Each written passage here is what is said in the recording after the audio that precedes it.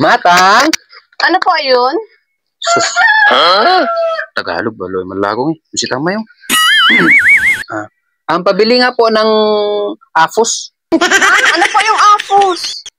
Afos po, yung kwan. Alam mo yung kwan? Yung pag naggisa ka sa parayu, sa mainit na manteka.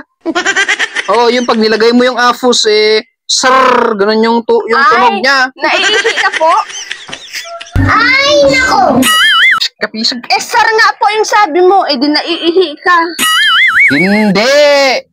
Yung pag nilagay mo yung Afos, maggisa ka sa parayu, kapag mainit na, yung tunog niya, buser, gano'n. Yung ginagawang popcorn. Ito po ba? Mario, set.